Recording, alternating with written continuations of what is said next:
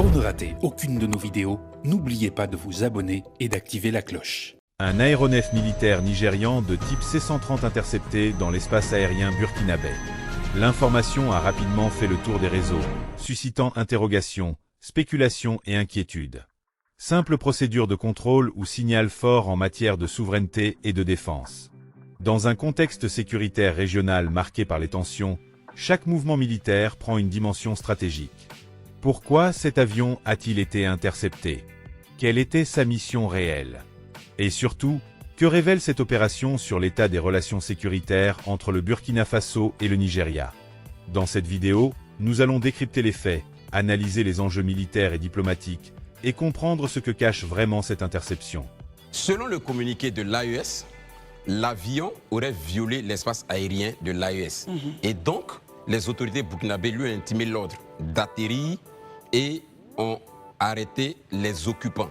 Selon les dernières informations de notre possession, ces derniers occupants auraient été relâchés et donc retournés au Nigeria, mais l'aéronef aurait été bloqué sur le tarmac. Selon la version du Nigeria, c'est que cet aéronef qui partait donc de Lagos pour le Portugal a connu un incident aérien et donc a sollicité un atterrissage immédiat au Burkina Faso afin de pouvoir régler le problème. Ça, c'est ce qu'ils disent. Et donc, ils sont surpris qu'on dise qu'il y a une violation de l'espace aérien, d'autant plus qu'ils ont averti pour dire qu'ils avaient un problème et donc, pour pouvoir combler ce problème, régler ce problème, il fallait donc qu'ils atterrissent comme ça se fait partout dans tous les aéroports au monde. Donc, ils sont surpris qu'après on leur produise un communiqué comme quoi ils auraient violé l'espace aérien et qu'ils auraient même des velléités de déstabilisation. Donc, voici les deux, je vais dire les deux versions de part et d'autre, chacun retiendra. Mais toujours est-il que les autorités nigérianes et les autorités burkinabées ne sont pas d'accord sur, je vais dire, les différentes versions. Chacun a sa version. Chacun a sa version. Chacun a sa version. Alors, vous réagissez maintenant sur votre regard sur cette action, l'impact dans la sous-région avec le contexte qu'on connaît, où on fait un tour de table et vous terminez. Ben, on peut commencer par un tour de Très table. bien, Daouda Coulibaly. J'aimerais avoir votre grille de lecture. Tension entre le Burkina et le Nigeria pour justement sur cette affaire avec deux versions communiquées. À l'aune des deux communiqués que nous avons pu voir, de mon point de vue, quand j'écoutais le communiqué de l'AES, ça m'a fait penser que cette histoire en fait de violation de l'espace aérien de l'espace AES, pour moi c'est un cache-sexe en fait. C'est-à-dire? Cache-sexe dans la mesure où vous vous souviendrez qu'il y a eu une tentative de coup d'État au Bénin. Tout à fait. Voilà. Qui a été... Une tentative. Une tentative, pardon, vraiment. Il y a eu une tentative de coup d'État au Bénin qui a été matée. Les autorités ont communiqué. Dressée et traitée par les autorités béninoises et la force en attente de la CEDEAO. Et selon les informations qu'on a, c'est que il y a au moins une vingtaine de Burkinabés qui faisaient partie du contingent qui était venu attaquer le Bénin. Là, j'ai dit que selon les informations, je ne confirme pas l'information forcément. Donc, je pense que l'attitude du Burkina et notamment de l'AES, ça ne vous fait pas penser bizarrement à une affaire de 49 soldats? Comment cela? Pourquoi le parallèle? Il y a un parallèle parce qu'on sait qu'il y avait... Il y a un communiqué qui est clair de l'état-major du Nigeria qui te dit l'avion partait au Portugal. Il a eu un problème technique et il devait atterrir, il a atterri, tout et tout. On vous a demandé, mais bon, finalement, vous dites ça. Donc pour moi j'estime, de mon point d'analyse, que c'est un cache-sexe parce que la mutinerie qui a été matée au Bénin, où des Burkinabés se sont retrouvés pris en chasse et arrêtés, sûrement ils ne veulent pas qu'on en parle. Donc, comment noyer le poisson dans son eau? Donc, on va créer un problème dans un problème pour créer un autre problème pour ne même plus qu'on sache d'où vient le problème. Pour moi, c'est un peu ça. Très bien. Voilà, ça c'est mon analyse. Comme vous l'avez signifié, on n'a pas encore confirmation de cela, mais certaines sources parleraient donc de ce point mentionné. En tout cas, pour tous les contacts que nous avons au Bénin, que nous avons eu à contacter, qui sont dans le domaine de la presse, ils confirment qu'il y a des ressortissants burkinabés, des VDP et des soldats burkinabés qui ont été arrêtés au Bénin. Ça, ce sont les sources au niveau du Bénin qui le disent. Mais comme moi, je suis en Côte d'Ivoire, je prends la chose avec des pincettes, avec du recul. Mais une chose est certaine, on ne peut pas t'avoir dit des choses comme ça, d'autant plus qu'il y avait deux membres d'équipage, 9 membres d'équipage et les 2 pilotes, ça fait 11 personnes. L'avion n'est pas armé, il n'y a absolument rien dans l'avion qui prouve qu'ils sont venus pour faire quelque chose. Bon, je pense que le Burkina, les États membres de l'AES sont toujours dans la même rhétorique de se faire voir, ils veulent se faire entendre. Voilà, donc je pense que c'est dans ça qu'ils sont actuellement. Très bien. Marius Komoué, quel est votre regard sur cette affaire qui encore vient créer de la tension dans l'espace commun de la CEDEAO? À écouter les propos tout à l'heure tenus par Élysée, il a dépeint véritablement la situation et nous rejoignons justement sa vision des choses.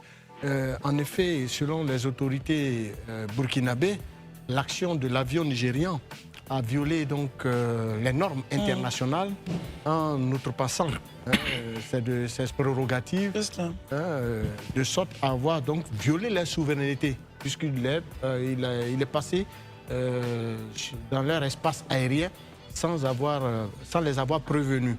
Bon, pour les autorités nigériennes, vous l'avez également précisé, il ne s'agissait pas d'une violation, il s'agissait d'une défaillance mécanique, pour ne pas dire technique, qui a contraint l'équipage à atterrir à Bobo Dioulasso.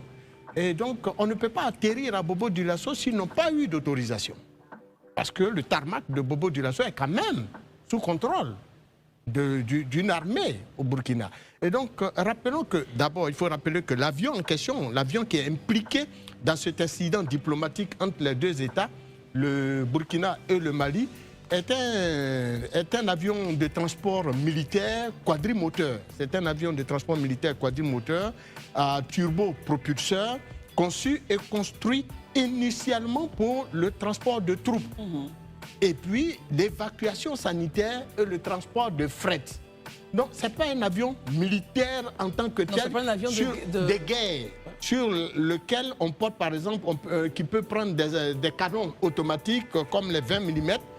C'est un avion militaire, mais ce n'est pas un avion de combat. C'est un militaire, c'est un avion militaire, mais pas un avion de combat. Exactement, c'est un avion de transport de troupes et de transport de prêtres. N'empêche que sur cet avion, on ne peut monter par exemple des missiles, on ne peut monter des roquettes. Donc ça ne transportait aucune arme. Alors sur cette base-là, bon, je pense que pour nous, il faut toujours en appeler. Et comme nous l'avons souhaité, au sens de responsabilité et surtout de compréhension de la diplomatie burkinabé, sinon de la diplomatie même en général des États de l'AES. Parce qu'au-delà du Burkina, c'est tous les 3 États de l'AES qui ont réagi ensemble par un communiqué. Il faut qu'ils comprennent qu'ils ne peuvent pas vivre en autarcie et qu'à un moment donné, il faut rejoindre la zone CEDEAO. Il faut vous ramener un débat, Marius, qui est déjà passé. Hein? Oui, mais ce débat-là ne peut pas être passé parce qu'au final, on est tenu de vivre ensemble. C'est vrai que dès lors qu'un avion atterrit, c'est comme un avion burkinabé qui, en partance dans un autre pays, se sent obligé d'atterrir à l'aéroport d'Abidjan. Mais pour atterrir à l'aéroport d'Abidjan, il faut avoir d'abord une autorisation. Il ne peut pas venir en catimini ou bien par la force atterrir sur le tarmac de l'aéroport Félix Houphouët-Boigny s'ils n'ont pas eu l'autorisation d'Abidjan. Donc je ne crois pas que cette attitude-là devrait être acceptée et devrait primer dans les rapports des 2 États. Il faut aujourd'hui mettre bas la terre, comme nous l'avons toujours souhaité, et créons les conditions au niveau de nos États de sorte à ce que la diplomatie prime, les échanges, la discussion change. Sinon, on connaît vraiment la force militaire du Nigeria. Et on connaît aussi celle du Burkina. Ne provoquons pas le lion qui dort. Celle de l'AES, parce que on sait bien... l'AES Burkina, c'est de Burkina. Attention, c'est l'AES qui a réagi. Oui, mais même l'AES, met tous les 3 États de l'AES ensemble contre cette force sous-régionale régionale que représente le Nigeria, il ne faut pas jouer. Très bien. Alors, Gandhi Koué, vous observez donc le point et puis surtout la voie de sortie. Vivement que le dialogue, la diplomatie puissent l'emporter. Je suis persuadé que le dialogue, la diplomatie va l'emporter dans l'intérêt des pays de l'AES. Hein. Je pense que M. Koumoé l'a dit, hein, le Nigeria c'est quand même une grande puissance sous-régionale et jusqu'à preuve de contraire, je ne vois pas ces 3 pays, malgré leurs forces militaires, qui puissent avoir le dessus. Mais je pense que ça part de quoi? C'est un malentendu entre 2 États qui a un fondement lointain selon moi, parce que ça tout part en fait du Nigeria qui n'a pas pris parti et qui n'a pas été d'accord avec les coups d'État qui ont eu lieu dans ces pays-là à un certain moment jusqu'à la création de l'AES, parce que ça leur a valu leur retrait, ils ont quitté la CEDEAO et aujourd'hui quand ils voient un pays comme le Nigeria, parce que pour moi il n'y avait pas quand même matière à débattre. Vous accusez un pays qui vient avec un instrument militaire, qui soit un avion, qui n'est pas venu bombarder. Et ils ont été très clairs dans leur communiqué, parce que le communiqué que le Nigeria a donné est carrément différent. On dit en fait qu'il y a eu violation des normes internationales pour atterrir, alors que même à un certain moment, un avion qui veut atterrir à Bobo-Dioulasso a eu quand même l'occasion de demander aux autorités pour pouvoir en fait atterrir. Mais moi je pense que ça c'est un malentendu, je pense que la diplomatie va l'emporter, dans l'intérêt des 2 pays, et surtout de ceux de l'AES. Élisée, comment la diplomatie en ce moment-là pourrait intervenir et ramener donc la paix dans cette situation? Déjà, moi, je pense que la voie de recours pour résoudre, je dis, cette crise qui, à mon sens, n'aurait même pas dû avoir lieu, c'est bien évidemment la diplomatie. Parce que, je dis, un engagement militaire, on ne peut pas mesurer les conséquences. Et puis, pour moi, ce n'est pas du tout utile. Voilà, on peut toujours se parler et puis résoudre les problèmes. On a des preuves, notamment entre le Burkina et la Côte d'Ivoire. Les tensions sont vives, certes, mais la voie de la diplomatie a permis d'arriver à quelques solutions qui soient les plus apaisées, comme par exemple des libérations de forces de l'ordre ivoiriens arrêtées au Burkina et vice-versa. Donc je pense que la diplomatie est la voie à employer dans ce contexte-là. Et puis il est important peut-être pour que certains comprennent mieux la situation, cet incident-là intervient dans un environnement déjà de tension, avec ce qui s'est passé, la tentative de putsch au Bénin, dimanche au Bénin, pour lequel d'ailleurs, et ça c'est de notoriété, le Nigeria est intervenu avec des avions et des personnes au sol pour apporter la réplique aux putschistes. Et ça c'est de notoriété, le Nigeria même l'a signifié et tout le monde le sait. Le président a même été saisi par le Sénat sur la question. Donc ça, tout le monde le sait. Et après donc, cette situation, pour laquelle, je ne dis pas les autorités burkinabées étaient réjouies du coup d'État, je n'ai jamais vu ça quelque part, mais je sais qu'il y a des activistes très proches des régimes burkinabés qui déjà saluaient ce qu'ils appelaient déjà un coup d'État, alors que ce n'était qu'une tentative, parce que le coup d'État n'a pas finalement eu lieu. Ça a été déjoué, ou du moins ça a été déjoué. S'enrichissait déjà. Donc, dans l'esprit de certains, on pourrait tout de suite faire un rapprochement pour dire que le Burkina n'est pas heureux de ce qu'une tentative de coup d'État ou bien un coup d'État ait eu lieu au Bénin, ce qui aurait été dans son intérêt, donc en représailles, en bloc. Bon, comme je le dis, tout ça, c'est des supputations, c'est des choses qui ne reposent pas vraiment sur des faits tangibles. Ça peut être juste des analyses sur quelques appréhensions. Mais pour revenir à ce que vous disiez, je pense que peu importe la situation, peu importe la conséquence, il faut être devant des faits accomplis. Aujourd'hui, c'est qu'au Bénin, le coup d'État, il a échoué. Ça, c'est un fait. On ne peut pas le reprendre encore.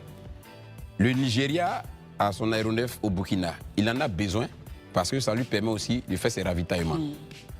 Le Burkina Faso est en tension avec les pays de la CEDEAO, notamment, je veux dire, les leaders, la Côte d'Ivoire et le Nigeria.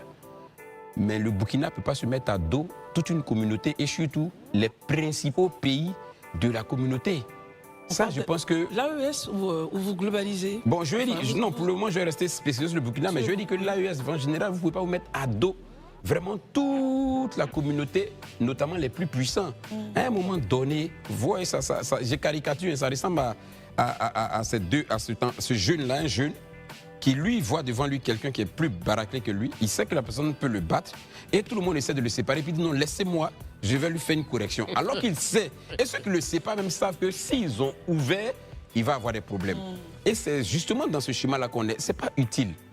Moi, je ne le dis même pas pour les dirigeants, parce que les dirigeants, pour moi, c'est les gens qui vont passer. Mais pour les populations, il faut qu'on pense aux populations. S'il y a une tension, si ça dégénère aujourd'hui, les premières victimes, ce n'est même pas les dirigeants, mais c'est les populations.